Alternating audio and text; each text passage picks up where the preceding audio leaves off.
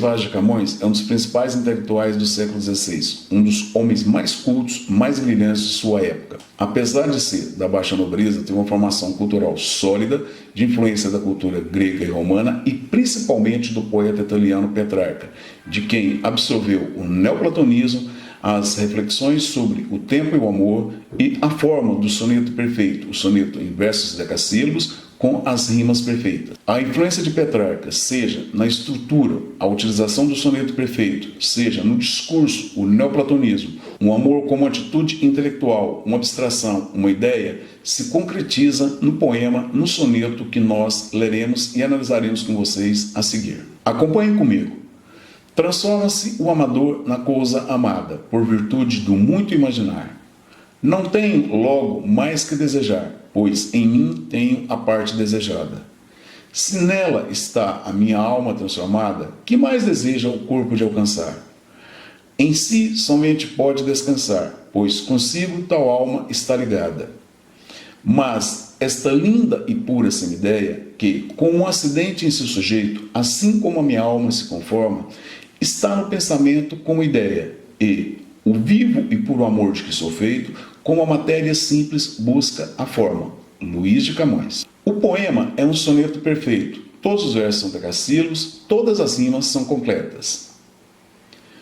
Quanto ao plano discursivo, o poema trabalha o amor como uma ideia, o amor como uma abstração, o amor como um sentimento perfeito, possível apenas no plano da imaginação, no plano das ideias. Como podemos confirmar esse aspecto na leitura do texto? Confirmamos o amor como uma abstração intelectual pelas expressões muito imaginar, minha alma, tal alma está ligada, pura semideia, minha alma se conforma, pensamento como ideia, puro amor de que sou feito. Observem que são expressões que não remetem ao plano sensorial, a um amor vivido pelos 5 sentidos. Não se trata, portanto, de uma sensação, mas de uma abstração. O classicismo, pela influência greco-romana, pela influência neoplatônica, trabalha esse aspecto em relação ao amor. O amor como um sentimento a ser imaginado, como uma abstração a ser vivida. E não o amor no plano mundano, no plano vulgar. Pois o plano mundano vulgar é o plano da matéria, é o plano das sensações. E o plano das sensações trabalha com a imperfeição. E o plano das ideias trabalha com a perfeição. O eu lírico se completa vivendo o amor no plano das ideias. O eu lírico tem convicção de que, no plano das sensações, o amor traria desgaste, traria descontentamento. Tranquilos? Portanto, observem a concepção clássica de amor. A concepção clássica de amor é o amor como uma ideia. O amor para ser vivido no plano da imaginação, no plano da inteligência e não no plano sensorial. Outro soneto que também exemplifica as reflexões de Camões sobre o amor, sobre o tempo, é o soneto em que Camões parafraseia a história de amor de Jacó por Raquel. Aqui também nós temos o trabalho do amor como um sentimento perfeito, como um sentimento ideal, o amor como uma abstração, como um sentimento sublime, acima das sensações, acima do plano material. Observe que, tanto no soneto Transforma-se o Amador na Coisa Amada, como no soneto que nós trabalharemos agora, Camões trabalha o amor platônico e esse amor em contradição com o amor sensorial. O amor no plano das ideias em contradição com o amor no plano das sensações.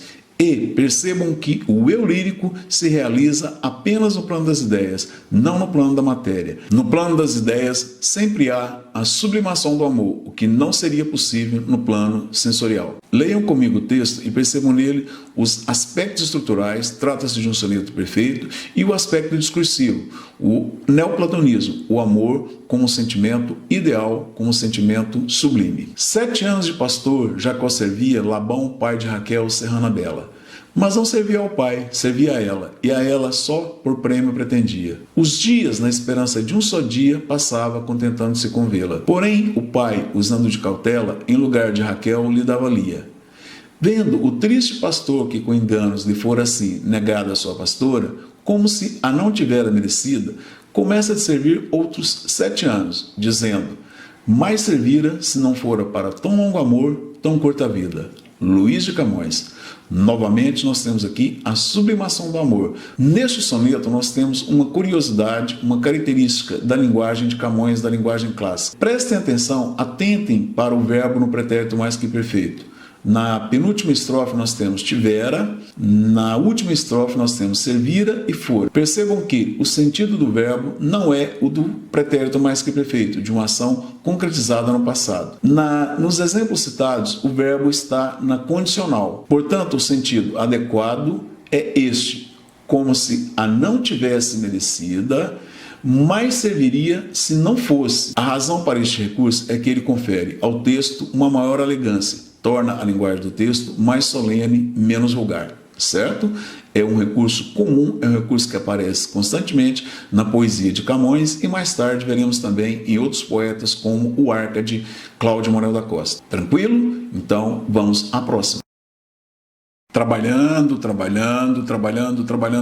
meninos. Veremos agora um soneto em que Camões lamenta as suas angústias, os seus desacertos. O pessimismo com a vida, a insatisfação com a vida, a irrealização é uma constante na obra camoniana. Acompanhem comigo o texto marcado por essa angústia. O dia em que eu nasci, moura e pereça, não queira jamais o tempo dar. Não torne mais ao mundo e, se tornar, eclipse nesse passo o sol padeça. A luz lhe falte, o sol se escureça, mostre o mundo sinais de se acabar. Nasçam-lhe monstros, sangue, chova ao ar. A mãe ao próprio filho não conheça. As pessoas pasmadas, de ignorantes, as lágrimas no rosto, a cor perdida, cuidem que o mundo já se destruiu. Ó gente temerosa, não te espantes, que este dia deitou ao mundo a vida mais desgraçada que jamais se viu. Luís de Camões. Atentem para o pessimismo intenso do texto, para a angústia, a amargura demonstrada pelo eu lírico. É um soneto em que a função poética se evidencia, nós temos toda a preocupação com a forma, com a estrutura, os decassílabos perfeitos, o decassílabo heróico, as rimas perfeitas, a linguagem toda cuidada. A outra função da linguagem em evidência é a função emotiva. Percebam que o texto abre na primeira pessoa, o dia em que eu nasci. E nós temos aqui um eu lírico angustiado, um eu lírico que amaldiçoa o dia em que ele nasceu e amaldiçoa toda a sua vida. Amaldiçoar o dia do nascimento é amaldiçoar toda a vida, toda a existência. Camões evidencia em sua obra dois sentimentos opostos, dois sentimentos contraditórios. Camões viveu um mundo em constante transformação, o mundo do mercantilismo, do renascimento e das navegações. Camões viveu isso. Camões tinha um sentimento otimista em relação às transformações da vida, em relação às transformações do tempo em que ele viveu. Mas, por outro lado, para justificar a contradição, Camões tinha um sentimento extremamente sombrio em relação à própria vida. Se o mundo em que ele viveu se marcou por grandes realizações, a sua vida pessoal não. É esse sentimento que influencia, que marca poemas como este que nós acabamos de ler, certo?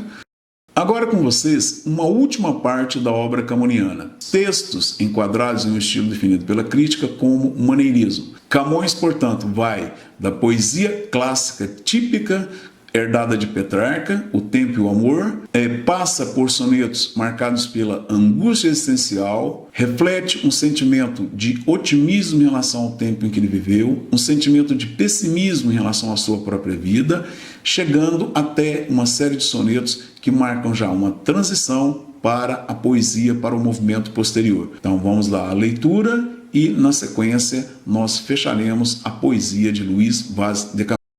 Pessoa. E Camões, por ser o primeiro grande poeta da língua portuguesa e por ter vivido no século do descobrimento do Brasil, marca uma influência muito forte em nossa literatura. Trazido para cá desde o princípio, trazido para cá desde a poesia de Gregório de Matos no Barroco, encontramos a influência de Camões em todos os movimentos posteriores, no arcadismo, Cláudio Manuel da Costa, no romantismo, Gonçalves Dias, no parnasianismo, no modernismo, principalmente em Vinícius de Moraes, em sua produção lírico-amorosa, em seus sonetos mais célebres, mais conhecidos, em que encontramos o eco de Camões, tanto na estrutura do soneto perfeito, quanto nos temas, as reflexões sobre o tempo e o amor. Camões está presente também nas produções contemporâneas. Ele é permanentemente lembrado e permanentemente ressignificado. Portanto, a sua importância não está unicamente no seu contexto, mas em toda a produção literária em língua portuguesa e em toda a produção literária do Ocidente.